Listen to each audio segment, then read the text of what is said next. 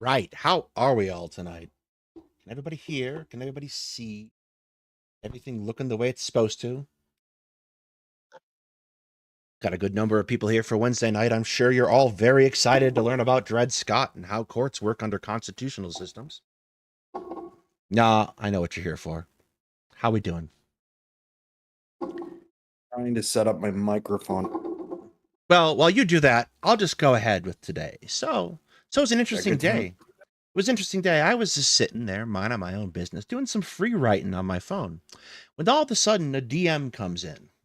And I stopped. And when me and Hetman were getting ready to set this channel up, we both talked about the possibility of, internet conflicts because they happen and like we're no stranger to them. We argued with people all the time in our 20s on the internet. But by and large, I have disdained getting us involved in conflicts unless there's some kind of either an educational note to it or I feel like making a note for future reference. For example, when the WiAH tax folder broke, I did a little thing where I said WiAH's behavior is unacceptable. We just recently did another thing where we said Destiny's behavior is unacceptable. Or when Tyler launched his Demon Mama hit piece, that horrible job he did, I used it to illustrate how bad things get when you engage in sensationalism instead of journalism. So all of a sudden I receive a DM and I'm quite surprised because it's someone some of us might recognize. It's Q Queen, QQ, a chatter who has been making the anti-Sunday circuit recently, a unfortunate victim of Sunday derangement syndrome. And he starts us off most interestingly, and let me put it up for you. It'll be fun. Ah, wrong element. That's the right element.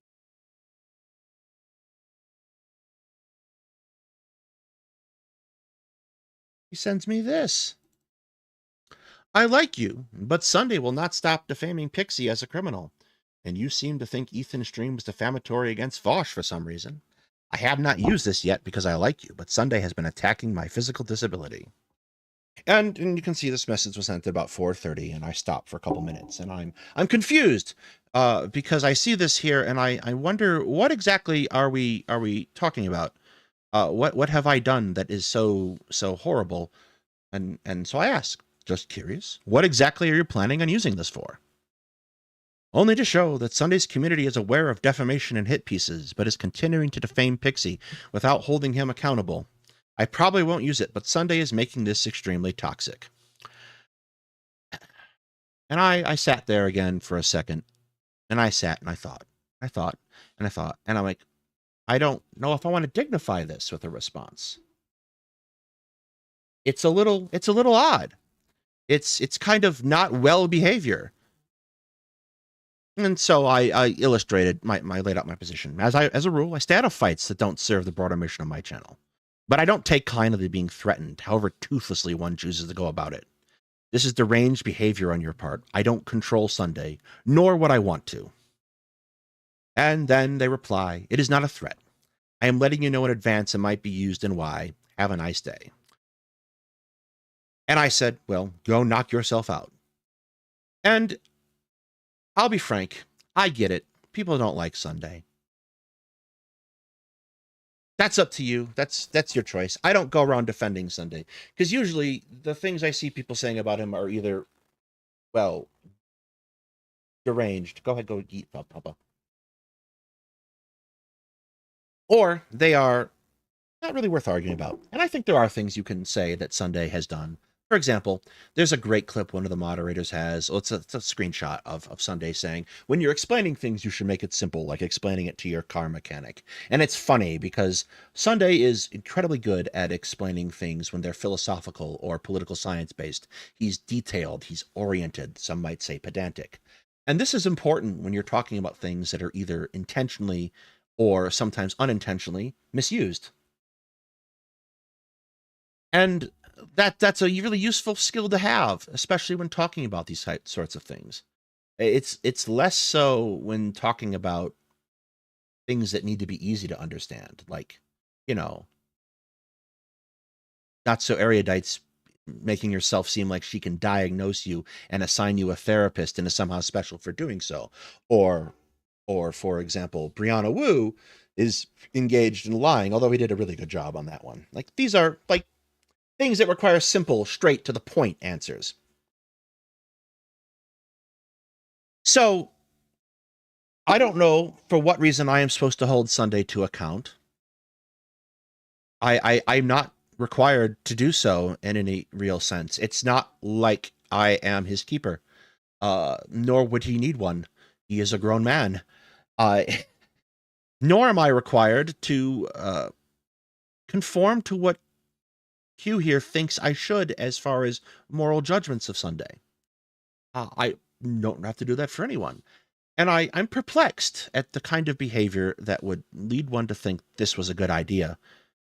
I don't get involved in these things to any significant degree, and you really don't want me to, because I've been watching your opinions and they're crap. Not all of yours, but some of yours are just absolute crap. I don't participate much in chats anymore because it's a lot of work to X out of my game and go over to type. But I got 2 monitors, and like the evenings I've been playing Red Dead Redemption and watching streams like Icos or maybe Resi's for a little bit. And we've been talking about this. And I gotta say, I see Q in all of these yelling and screaming and anime villing out, telling us what they're gonna do to us, threatening to take Chatter's information and send it to Pixie's lawyers, and like, this is not, you're not well. You need to log off for a little bit. So I don't dislike you either, but you gotta log off for a while.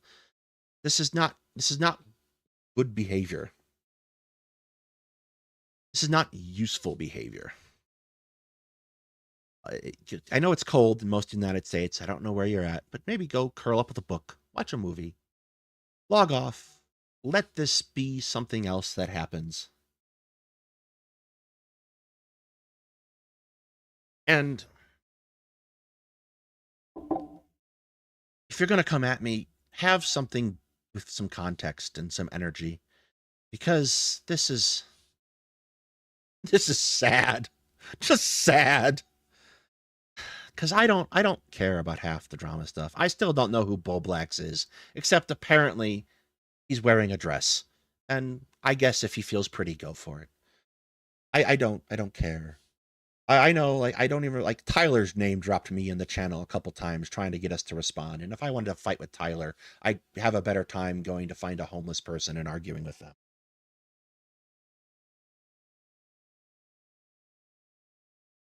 It's not the energy I want to put into the world as much as it is. If you want to talk about things like Dred Scott, the Supreme Court, what the role of courts should be in a democratic society, that's what we're going to do after this. That's a useful thing. But threatening me to try to make me change Sunday's mind or his positions isn't going to work. I'm not going to do that. So go ahead, drop your line of a chat log, and we'll see what happens. It probably won't be worth much energy. This is a 600 sub channel. I never thought we'd make enemies like this. Yeah, I'm going to be honest. Like, I thought if we were going to get in some trouble, it would have been over arguing about the fundamental structure of how genocides are tried and what they consist of, or talking about Israel-Palestine. I didn't think I was going to get mired in the muck over a destiny issue. Yeah, I didn't think something like that either would happen to us. I'll be honest. Here we are. I was like, man, this had I known, God is my witness, I would have said something sooner. Christ, this is stupid. I wasn't even sure this was happening this afternoon. I'm like, I haven't really taken part in this discussion. I didn't even mark the Destiny thing, like, as a titled piece. I just sort of threw it in at the end. It wasn't a big thing for us. Like, you look at someone like Coolaman or Nick Diorio or any of these channels that have been covering it incessantly over the last couple weeks. Go threaten one of them. And while you're at it, I'm sure you feel self-righteous, uh, Queen, and I'm sure F-Bombs does too, because he's also in there anime villing it up. Oh, Sunday's scared of me because he knows what I can do. Is it make posts on Twitter? Because that's mostly what I've seen you do. Uh, while you're at it, maybe consider while you're being self-righteous about Pixie that you're not really defending Pixie in any real sense of the word. You're just sort of using her to further your vendetta against Sunday. And I think that's actually pretty rotten behavior when you get down to it. Uh, maybe don't do that. It's a thought, a little suggestion, some advice, free of charge.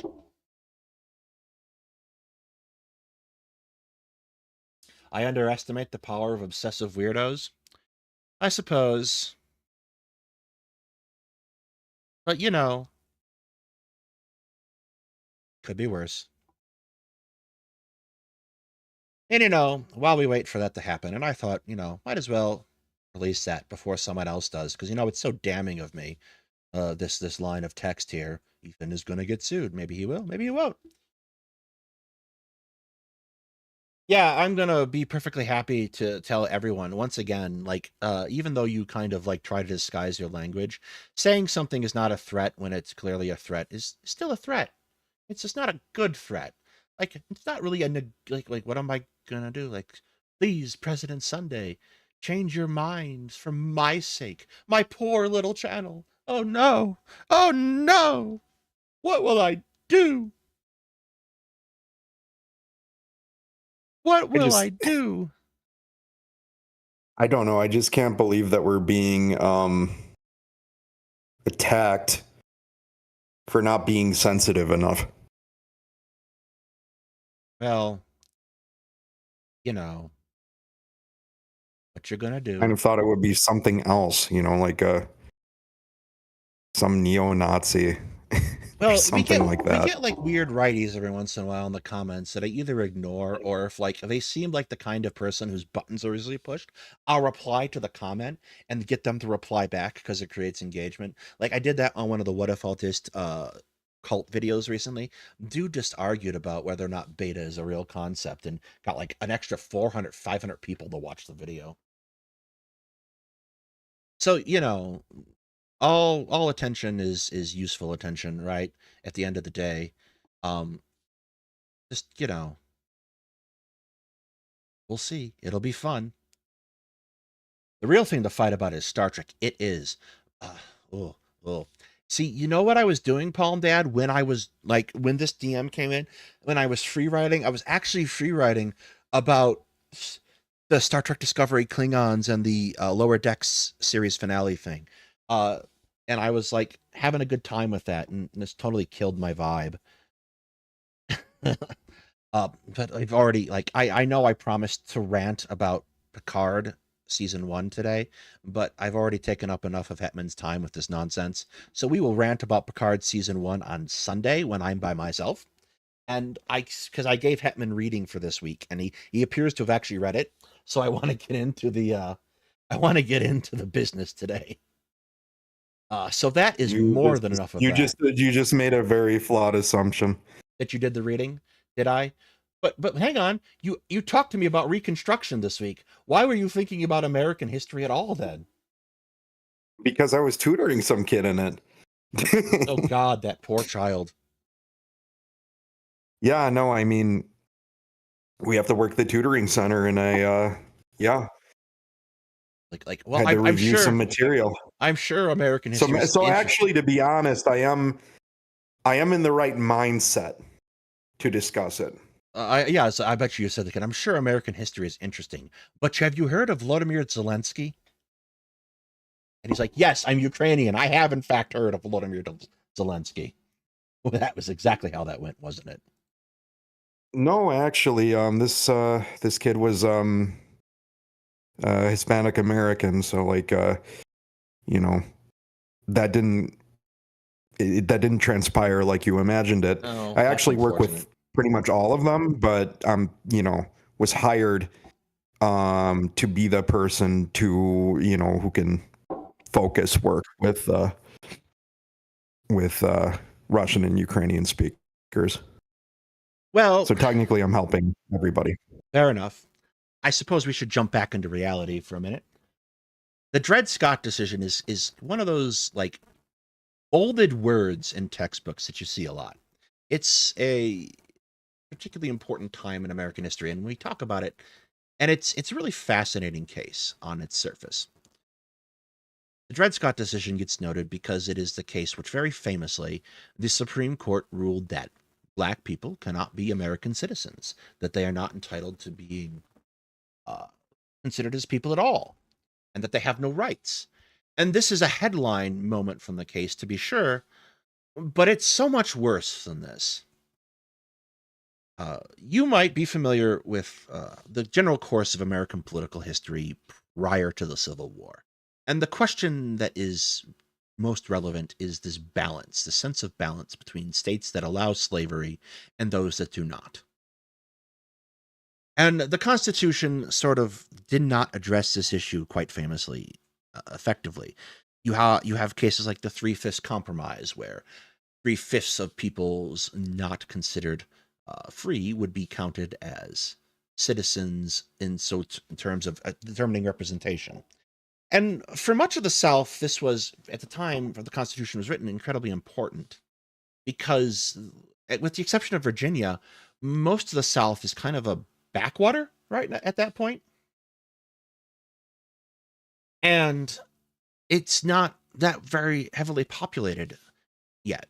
There's like the tobacco industry you learn about early on in school, but like the big thing that the South becomes known for is cotton. And cotton, prior to the invention of the cotton gin, is not is difficult to separate, to get the seeds out and to turn it into a product that can be sold easily. So it's not really productive in a certain sense to sell cotton yet. But then the cotton gin does get invented after the Constitution is ratified, and things change in the South. They start importing more slaves. There's a lot more wealth involved, and like uh, obviously not the only place that slaves are imported to is the South of America. They're also imported to the Caribbean, and these are distinct situations. The Caribbean is like sugar plantations, and sugar farming is difficult, and we talked about this a little last time, difficult and dangerous, and a lot of those enslaved individuals died horribly quickly, so it required a great deal more importing of slaves. Cotton work is not nearly as dangerous as sugar. So the enslaved population would survive. They would procreate. And in turn, those people that they created and had gave birth to would be enslaved themselves. And in an incredibly short order, the enslaved population of the South became self-sustaining. They didn't really require a significant import of slaves anymore, to the point that when the Constitution allowed for the question to come up of the banning of the importation of new slaves, it passed, despite what was be considered a difficult fight. Because by Yeah, it that was never time, an issue then after that. at that time, it was no longer, the importation was no longer required. A black market remained afterwards that still would import new slaves from West Africa, but it was never as large as it had been, because at that point you had this horrific system in which people you brought over and then their descendants were perpetually in bondage. And so, as the states started to, as the American frontier started to push west, you see these setups of these territories, these kind of administrative centers. And one of the key questions that emerges is, will they allow slavery or not?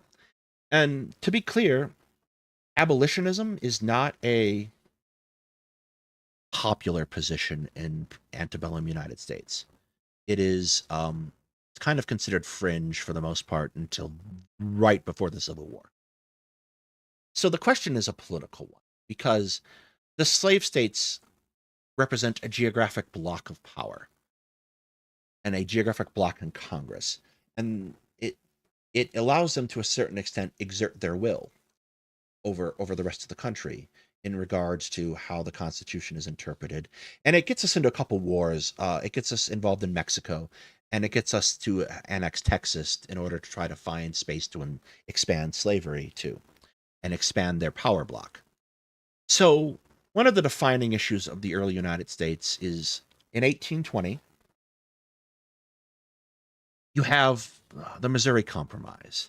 And as states get added, the Congress sets out this line, and every state and territory above this line is free, and everyone below this line is not free.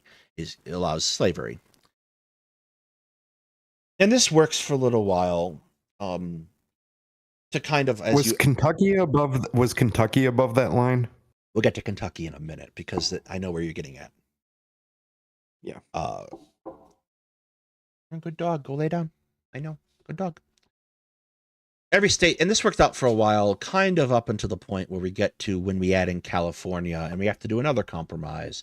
And the compromise was we'll go halvesies on it, basically. One senator is a slave supporting senator, one is a free, and the state had different zones. And these kind of questions become contentious in Congress. For example, like some of the early signers of the Declaration and Constitution and the creators of the Constitution are still alive in 1820. Thomas Jefferson, for example, is. And Thomas Jefferson writes quite famously that he's concerned in 1820 that this conflict will tear apart the Union. He was correct, just, 30 years early, 40 in the case may be. And this sort of becomes a rising issue back and forth until 1850. And a bunch of stuff happens in 1850. I think the first one to talk about is the Fugitive Slave Act of 1850. This was passed, and this functionally gave the southern states near unlimited ability to send slave catchers into the North to catch, quote unquote, escaped slaves. And it is incredibly contentious because it does not distinguish between escaped slaves and people who are ostensibly citizens, freed African American citizens. So there's a very palpable terror that people who are free and have lived free for years in the North are going to be subject to being imprisoned and enslaved, which may remind people of the kind of terror we've seen amongst our friends and colleagues in the LGBTQ community recently. And this is actually bitterly resisted in some places. Slave catchers come up north, and in some places they're attacked by abolitionists or driven off. It's a hugely contentious point that starts to kind of mark out this climax of the decade, the crisis of the 1850s. And we have Kansas, which you want to bring up, and I think that's useful. Stephen Douglas is a senator from Illinois. Missouri. Yeah, Missouri as well. Stephen Douglas is a senator from Illinois, and he has an ambition. And his ambition is to construct a railroad that runs across the country. And to do this, he needs to run this railroad through the relatively flat area of Kansas and Missouri. If you've ever been to Kansas and Missouri, you'll know they're boring as shit.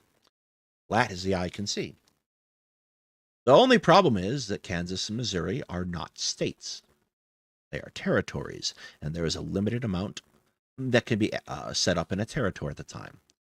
And the territories are above the line established by the Missouri Compromise. So, part of the way that the country has balanced its political division is to add in one state that is a free state for every slave state added. If Missouri and Kansas are made into states, they will add 2 states above the line. This will upset the balance. So naturally, we have a new conflict. Douglas decides upon a fairly it's not a novel solution anymore. We do it quite a lot, to be frank. Allow the populations of those territories to vote as to whether they are free or slave territories. So, quite naturally, both sides get together and decide they want to win that election. So they flood both territories, moving there to set up, to get established, to be able to vote against the other side so that the admission of the state will go their way.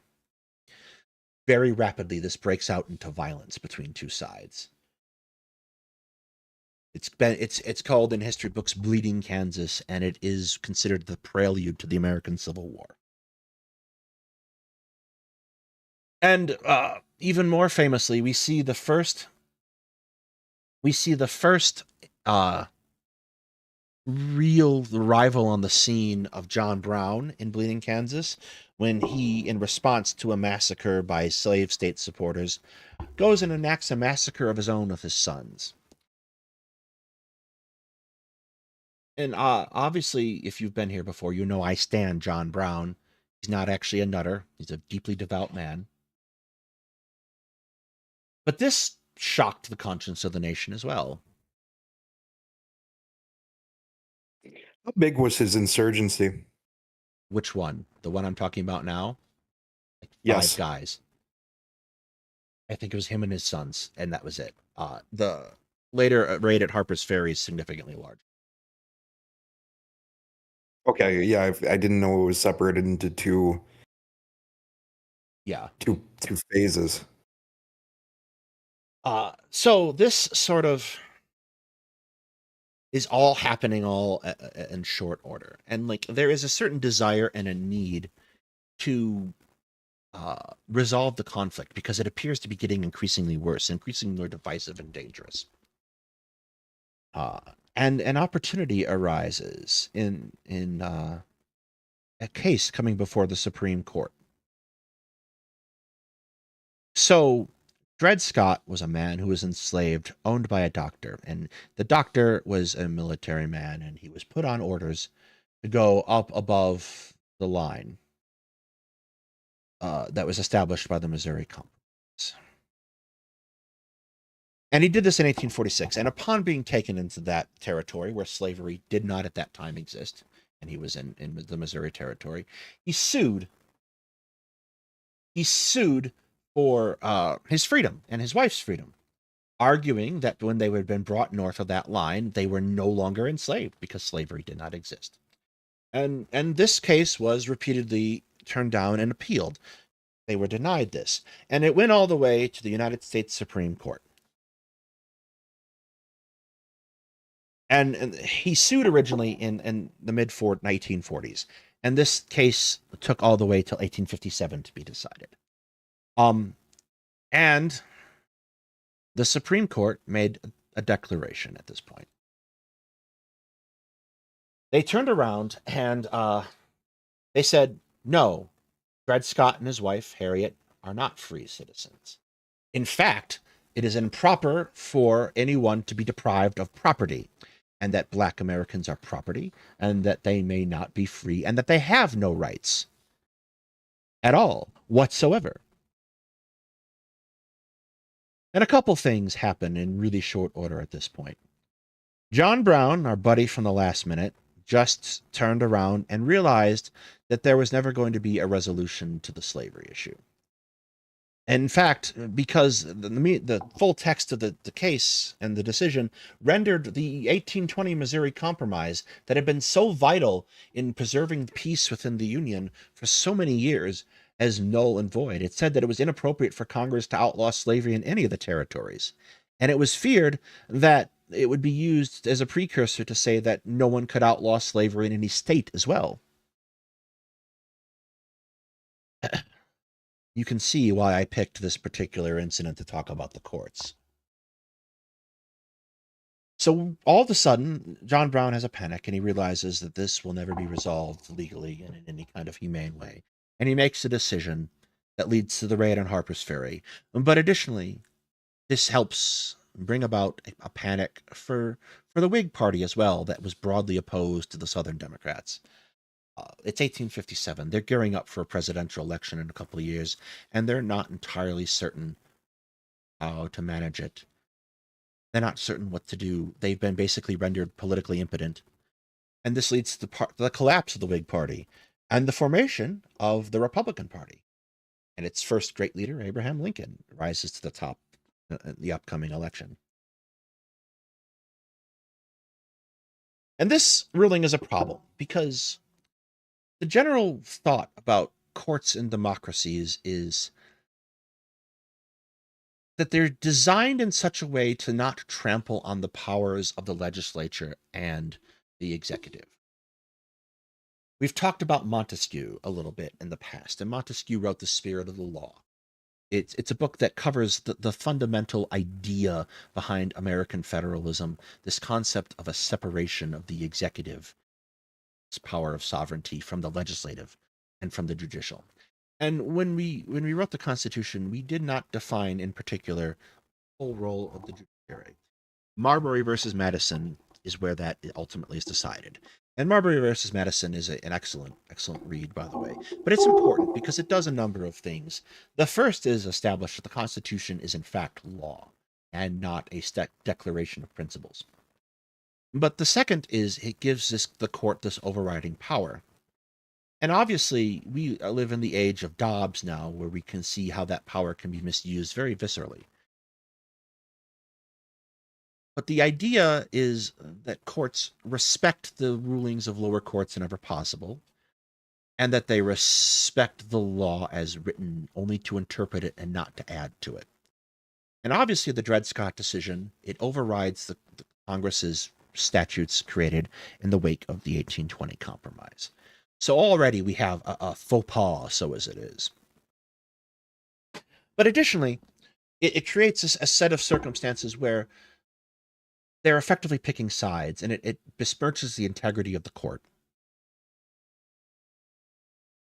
And this, more than anything, I think, sets us on the road to the Civil War, because it is a triumph for the Southern Democrats of unequaled proportion. They have seen everything they wanted done in a single day.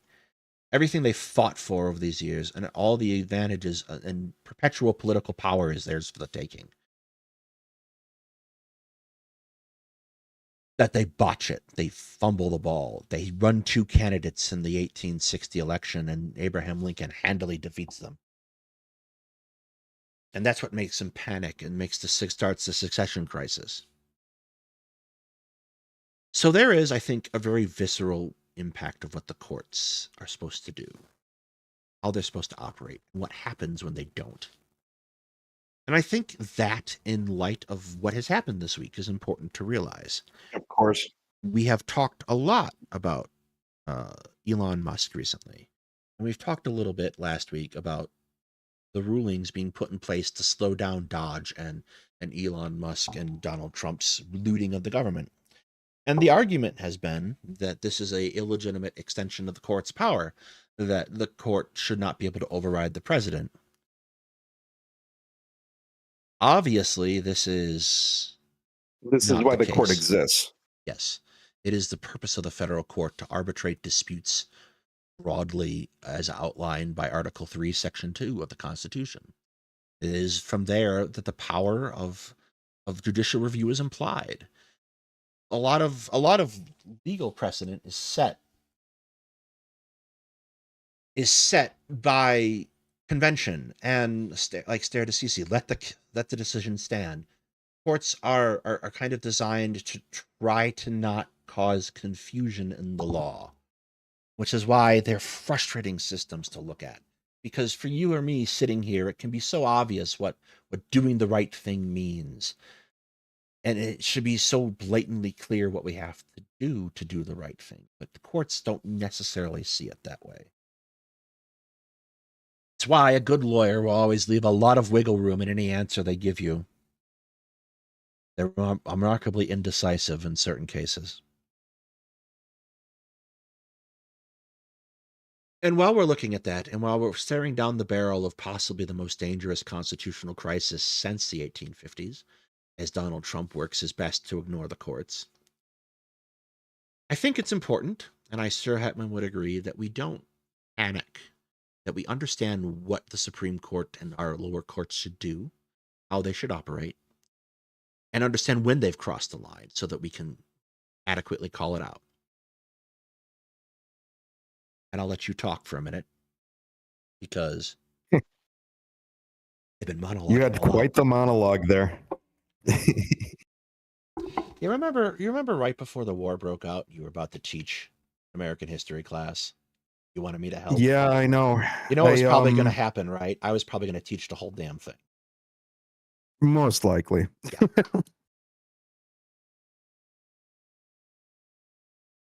But I mean, it was very informative for me. a lot of this is, review. Yeah, what is it since you took your last American history class, freshman year of college? It'll be sophomore year or junior year. Probably sophomore. So that's around before the 2010s. Yeah, it's been a So while. we're talking well over 10 years. Yeah, obviously, it's a lot of concern what's going on right now. Donald Trump is a stubborn man, to be frank, and I can respect that to a certain degree. I'm a stubborn man, Yes, but you are. uh, it'd be very hypocritical of me to say, well, this guy's stubborn, and that's bad. I and my entire lineage very stubborn. But like this impulse that he has to not want to honor the courts is worrisome because I look at it and like I said last Sunday, Congress isn't going to impeach him. I don't. Violence is an untenable option. No, it's just not a thing that can be done and should happen. And I don't see a mass strike happening anytime soon. Like we're staring down the barrel of a significant crisis, and there is no apparent answer how to preserve America's fundamental core values through this. And I'll be honest, I That go ahead. Here's the thing too. And I agree with you. I think everything that you're saying is correct. And um the issue is he has such a strong support base. He has control over the Supreme Court largely. Most of his appointed people are there. And yeah, there's not I And mean,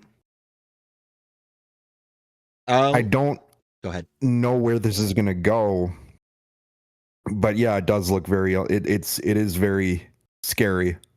I gotta admit, I'm probably more concerned than I was the first time that Donald Trump was in office. I'm really worried. And I think we can lay the blame in a lot of places. Mitch McConnell, obviously, because he's a royal shitbird, uh, particularly with the nomination of Merrick Garland to the Supreme Court. Because if you're going to have an ineffective fop be somewhere, I'd really rather him just sit on the Supreme Court waffling about.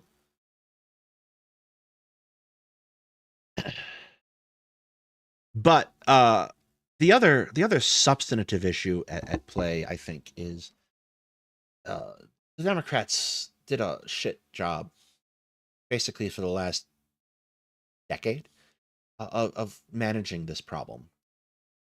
Because like you got to the 2024 election and we're arguing, yeah, Donald Trump is a fascist, he's a dictator, he wants to take power. Well, then why is he a free man running for election? Because it's now no longer like yeah, you can argue that it's my job to defend democracy, but all I can do is vote.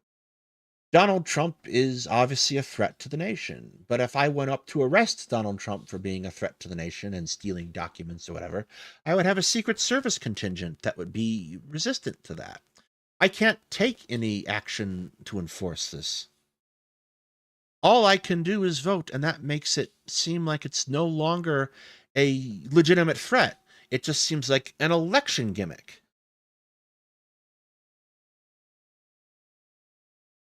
My So honest opinion is that I mean, we're in pretty unfamiliar territory, but my guess is we'll get through these 4 years. I hope so. I mean, what do you think the worst case scenario is? The worst case, well, I was looking. Worst case scenario is we look at a Donald Trump who decides that 25th Amendment is for suckers and just decides to sit in the office for the rest of his life. And what are we gonna do? Like at that point, people have to make some really hard choices that I don't think they're prepared to make. That at that point, you know, resistance becomes in whatever form it manifests itself becomes, you know. I would agree, but again, that's a lot of very hard choices for people to make. I at my core, I want to believe that people are basically good, decent, and engage in common sense. And like I say at my core, I want to I don't believe believe it that at all. because they keep letting me down. I've lost my ability to believe that. Being a genocide scholar has taught me otherwise. Yeah, I want to So believe. I want to believe that people put I their don't best foot have forward. that. And you keep letting me down. Okay, stop it. No, making me look like an idiot. There could be Hang on a a second. scenario that you could see too, are actually because you have certain politicians in certain states who are fiercely, anti-Trump. You could see groups of them trying to secede in that event.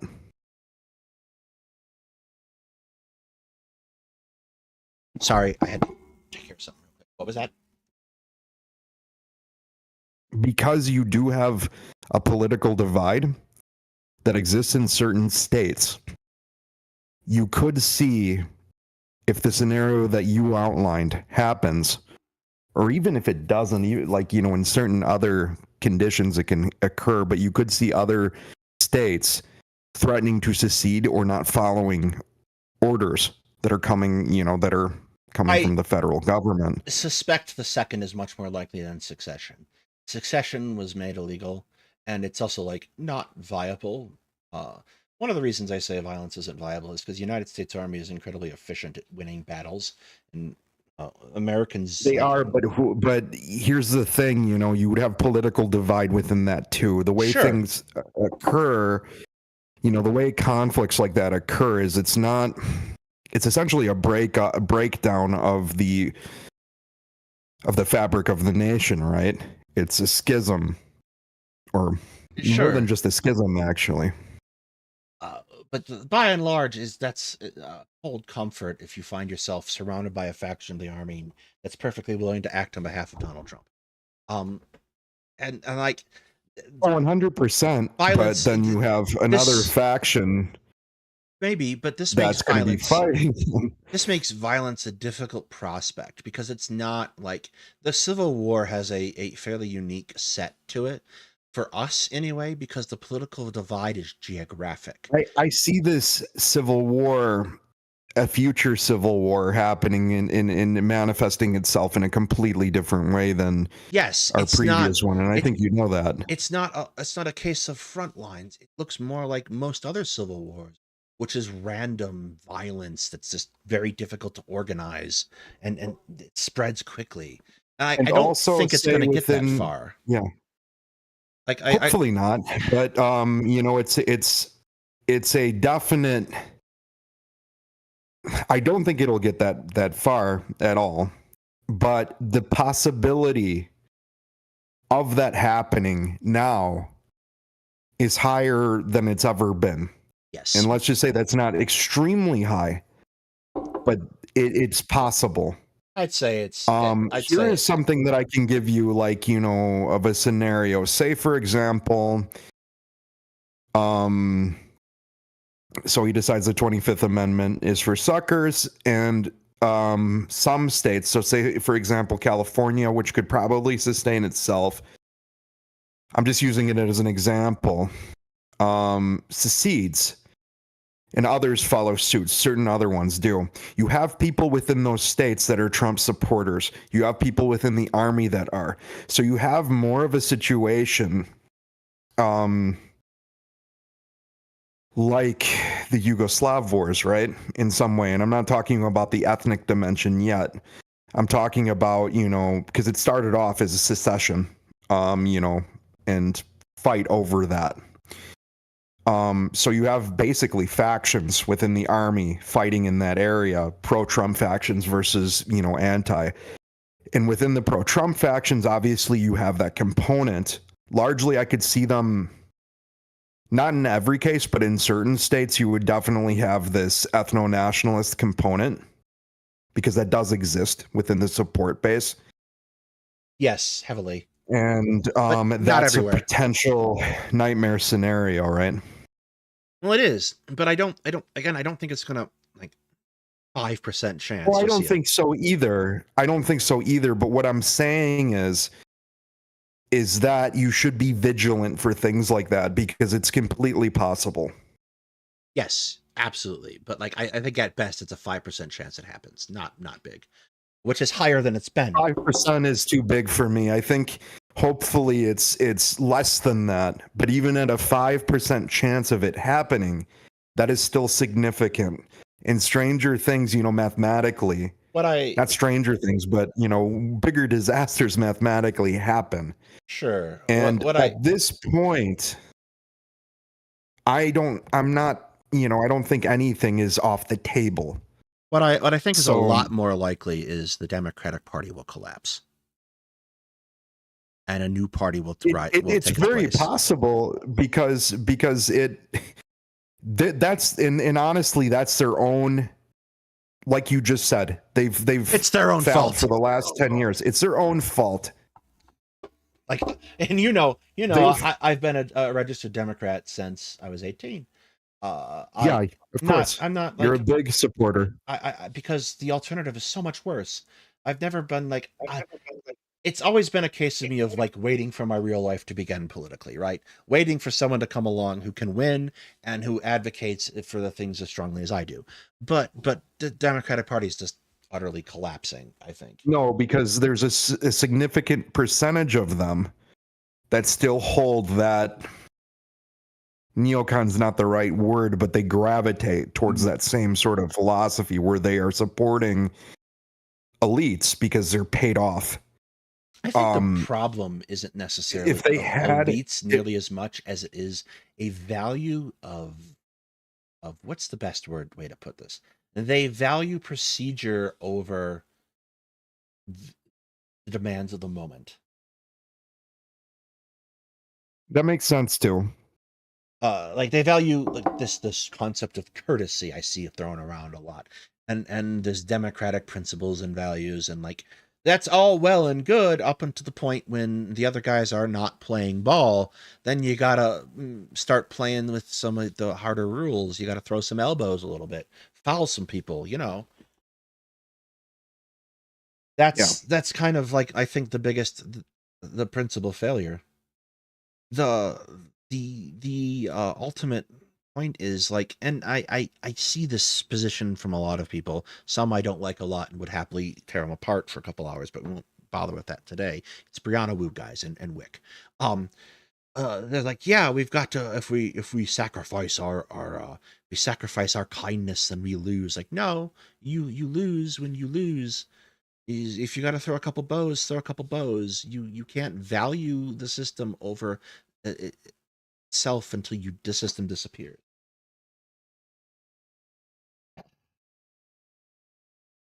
There is, I think, a value in like advocating for things and like what the Democrats do and what so many people advocate they do over like what people like Wick and Woo advocate for them to do is to like be non-offensive. Don't give them a reason to hit you, but they're always going to hit you.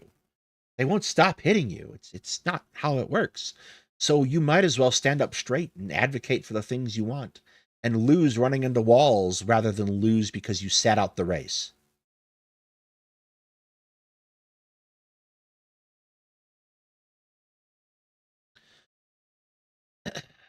And that would be what I would like to see from a political party. Like there's this little thing in the back of my mind as I sit here in Lower and Bobert's district. There's this tiny little piece of me that wants to run for Congress. Not because I think I'd win. They're not going to vote for me in this huge ass Colorado district. I'm a carpetbagger. But just because I get to yell at her a bit.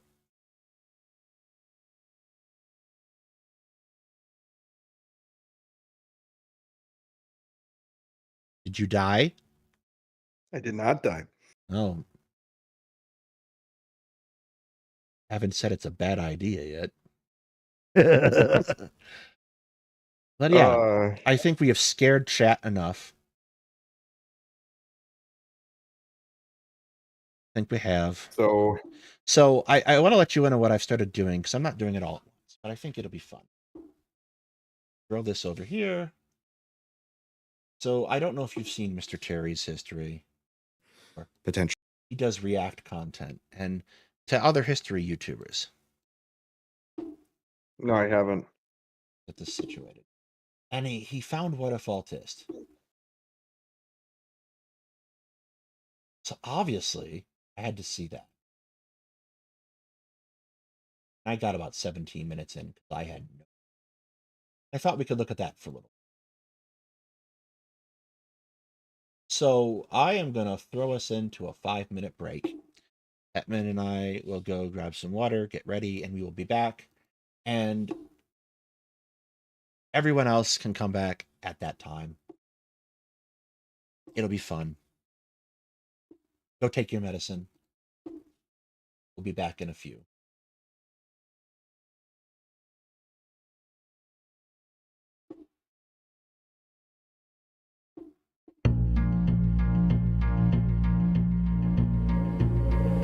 Lift thine eyes to see thy God. Behold, behold, and harden thou hast.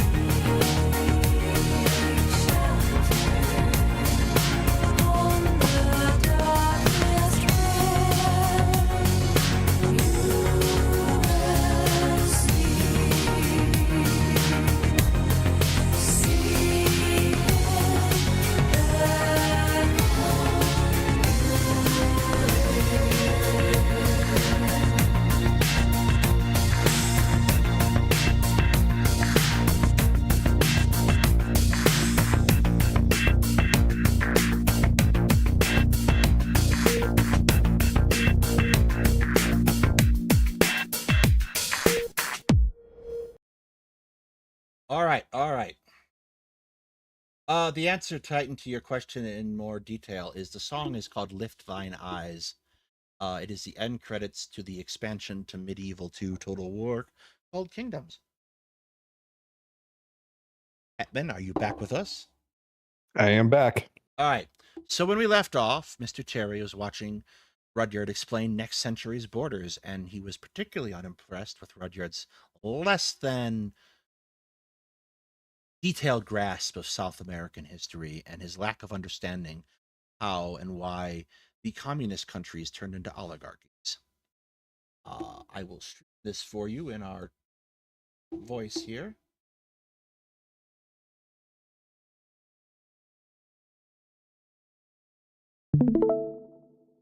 Oh. It is, in fact, a video game. So let us go ahead and let Mr. Terry continue. Actually, so we'll see. There were some points being made that follow. Europe. I have a complicated multi-step view of what Europe's future will be that I'll cover in more detail in some future video. However, I think the US is going through a crisis of identity that will result in the US pulling back from... Let's read the timeline. Are you watching the thing, Hetman, or no? Yes, I am. My timeline for the future of Europe. Both America and Europe experience a crisis in the 20s. America withdraws from Europe to deal with an internal crisis, experiences, sessions, wars, etc. Apparently, we are the only thing preventing Europe from going into civil war. This might be news to them. Europe spirals into wars, radical extremism as people long for stability. U.S. starts to exert influencer again. Are we going to send TikTok influencers? Jesus Christ, his It's the new Marshall timelines are Plan. terrible. Chaos ends as the U.S. establishes a unified European Federation. That seems like a big deal. We've established a federation. If only there was some kind of union that was already extant in Europe. The federation over time becomes a tool of U.S. colonialism. Meanwhile, the Turks colonizing the Balkans creates pan-Western nationalism. Europe. Well, at least he's being somewhat specific. This late century, Europe is unable to deal with various crises as more American influence spreads. Well, then, wouldn't that argue that American influence is not nearly as efficacious in this creation of stability as you're arguing that it is here? Like, isn't that inherently contradictory? It wouldn't surprise me if areas like the British Isles and Scandinavia start getting treated as de facto states, as opposed to what they are. Like, is he? I don't know. Let's see. From Europe, which the U.S. will ostensibly have little reason to protect. Yeah. However, back. Okay, here's his timeline. 2020s, both America and Europe experience a crisis. America withdraws from Europe to deal with internal crisis. Europe experiences recession, civil wars, and we will see what the civil wars go. But the United States could definitely pull from some of its European influence. Depends on the political parties. Right now here, starting in 2025, like the Trump administration, there seems to be a desire to pull from Europe a little bit more. But we also know that can change almost overnight with new administrations. So you have to be looking at longer trends for that to happen. And I don't know we're far enough from the whole geopolitical disaster of the Cold War to be able to project this far in the future for America's position in Europe. I don't think there's not enough context, I feel like, for what he's saying there. 2030s, Europe spirals into wars, radical extremism, as people long for stability. The U.S. starts to exert influence once again in the 2030s. Okay, I could see that, especially if what he's saying in the 2020s is true. Okay, 2040s. Okay, this is where I'm saying, like, yeah, I guess it's easier to break it down if we're going just like a decade at a time than just saying, hey, in 100 years. That's kind of what I was speaking to when I first paused this. 2040s, the chaos ends as the U.S. establishes a unified European Federation. Federation over time becomes a tool of U.S. colonialism. Meanwhile, the Turks... Okay, let's go back. Let's start that first part. That's what the United States did with the creation of NATO. he's having a moment. Like, it's also really clear that he's being generous, and he's a high school history teacher. It's clear he's being as generous as possible to Rudyard here. It's hard, man. You can tell it's hard.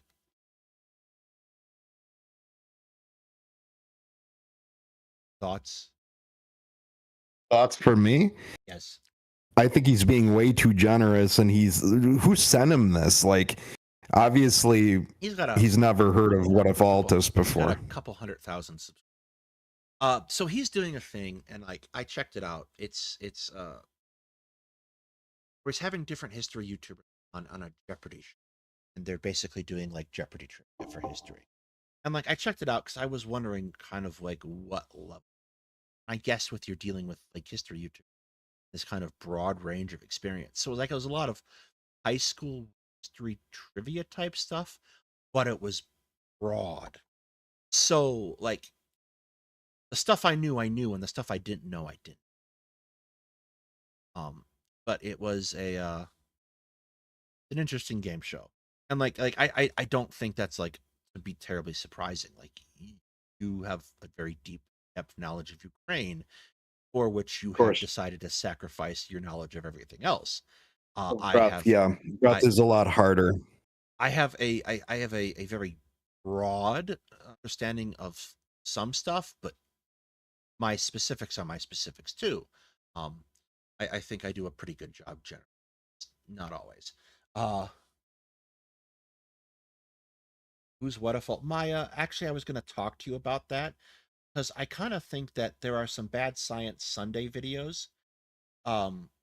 She could totally use him on Bad Science. That you could do 100%. Because sometimes he likes to branch out into the philosophy of science. And I would love to see Dr. Tapioca Weasel encounter what if all, because you think magnets make him nuts. He will lose it when he hears how what if autists think science works.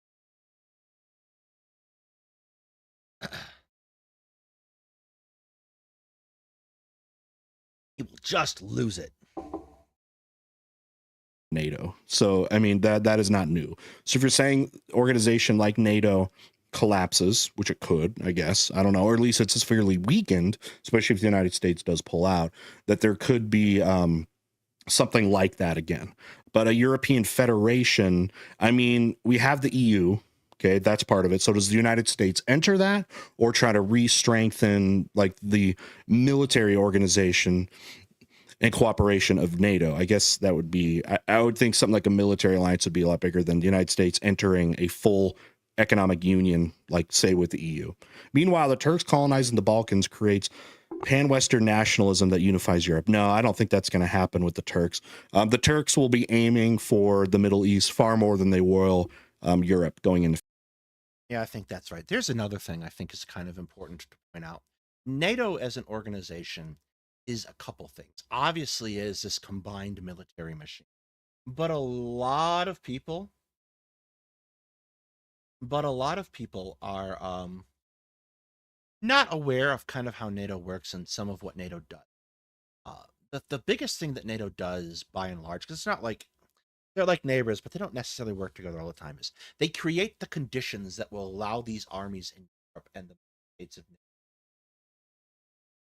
to function together. So they have a bunch of standardization agreements. And this is like, it has an acronym. It's called STANAG. And it's quite famous because it has produced a number of things that soldiers use to a particular set of specifications that they're cheap and can be produced in all countries, such as magazines for 5.56 rifles. In fact, there is a particular model of cheap, thin-walled 30-round magazine for M16 platforms and similar systems that exists. It's called colloquially a STANAG mag. It's like this kind of result of equipment. So even if you have a case where the United States pulls out from NATO, which for no doubt will severely weaken NATO's defensive posture, there is the foundation that Europe can use to effectively work together already in place. They just have to be willing to use it. And yes, he has forgotten the Russian Federation. The future. Late century, Europe is unable to deal with various crises as more American influence spreads. It wouldn't surprise me if areas like the British Isles and Scandinavia start getting treated as de facto states. That would be, I guess, if they do crumble and the United States are the only outlet that they have for kind of staying on their feet. From Europe, which the US will ostensibly have little reason to protect. However, I don't think either party realizes how necessary the Americans are to the functioning of the modern European order. At the same time, Europe will be experiencing a demographic and aging crisis that will rip their societies apart. I think this crisis will humble Europe, which will now have to painfully realize it is no longer the center of the world that it was 100 years ago. Except for all the times that Europe has realized that the prominence of European powers has fallen. Like the Suez Canal crisis, for example. He's really taken, it seems like the Elon Musk take, where like this major thing about aging of that. You also have overpopulation as a problem too that we have consistently found. So is it going to be as like catastrophic as, I guess, you know, this author is saying, and again, like Elon is saying? Well, I think it's important to note in the case of Elon Musk and Rudyard that when they say you have a population crisis, they don't mean you have a population crisis. They mean you have a lack of white people crisis. Because every indicator of the population numbers for the rest of the century, that the population will continue to grow. And the overall population has continued to grow. And certain areas are going to start to contain an ethnic population where they haven't necessarily, they don't necessarily see their ethnic identities as consistent. And there's a second problem that's global warming is real, and it is going to cause climate migration crises. So what will happen is that people will find areas that they previously lived in uninhabitable, and they will leave those areas and go to other areas, which in turn will have other groups find areas become difficult to live in and spread and move. So what happens is that you end up with a situation where mass migrations are moving all over the world into places that previously did not have those people there. And you have cultural clash, and you have these conflicts and frictions that occur when you have mass migration. So when I talk about this as a factor, and I'm sure Hetman agrees with ethnic stuff way more than I, is we have to position ourselves as societies to be able to reduce those frictions now before the crisis really takes place. Yeah, actually, and help with the infrastructure of countries that are going to bear the brunt of that, so you don't have that crisis of migration. There was a hot second. You have to invest in their economy, in their economies. Yes, there was this really hot second where you had an idea that you wanted us to kind of get involved with that. I don't know if it's a thing, but that is very important, because when you have those frictions, when they sit unaddressed, when you don't have this situation where people are primed to be able to interact and accept others, you increase the risk of ethnic conflict, strife, and things like the massacres you saw in former Yugoslavia. Of course. Or is it more just a fear to try to get people to have more children because they want the next generation to combat the current political trends that they see right now? The Americans will then return to Europe as America. Well, I think that's partly true. Like, you see Jesus Christ, he's so dumb. I'm sorry. Russia and horrifying civil war and warlords. Is that what you're looking at? And Ukraine swallowed up by Russia? I'm just when I hear him talk, he's so dumb. I presume you're talking about Rudyard. I'm talking about what a faultist, yeah. Yeah, I think it's probably worth noting that, there are certain people who kind of think that, we have to have a lot of kids and outnumber the non-kids people so that we can exert our political will in a democratic system. It's not even that. It's the fact that he just needs to stop thinking about stuff like this. He doesn't have the framework mentally to actually come up with an argument. Well, nothing of what he is seeing. If he gets one thing remotely right, it'll be something. Well, and I know he's got a huge following, but Christ, this is bad. Yes, Estelle, correct. No one has children just for that purpose. And having a child is no guarantee that they will ideologically align with you. My dad is a Republican. I am not. America's population remains stable while Europe's is Actually, that's not true. My dad is a quote unquote centrist, but he never seems to vote for Democrats or have anything nice to say about them. rapidly collapsing. The Europeans, who have seen many horrors between collapsing economies, civil wars, external wars, and the like, will then acquiesce to greater American influence, who will gradually... I don't actually disagree with a ton of what he's saying. The thing I have the disagreement on this part the most, though, is with the Turks again. I just don't see that. I don't see the Balkans the really. Turks are going to recolonize. Here's what they're not going to recolonize the Balkans or Greece or anything like that. Greece will burn the world down much to the before they let the Turkish recolonize. No, they're already. If anything, they're going to move in higher numbers to Western Europe. That's where you have larger numbers because it's a better economy. No, like Greeks will burn the world down. I promise you. I promise you, we will light this whole world on fire before we were ruled by the Turks. Yeah, turning to Turkey for that. They will be much more likely to choose sides. Now, Turkey is probably going to end up taking over most of Syria. Probably.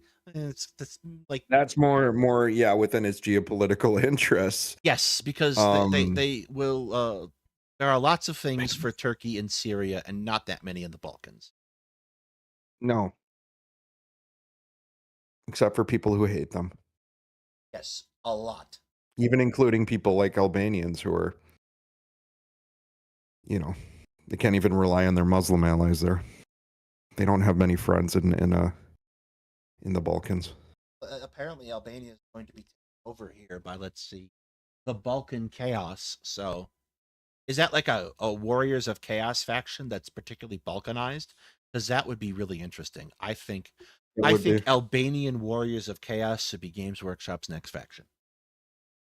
Albanian Warriors, kind of like what happened in World War II.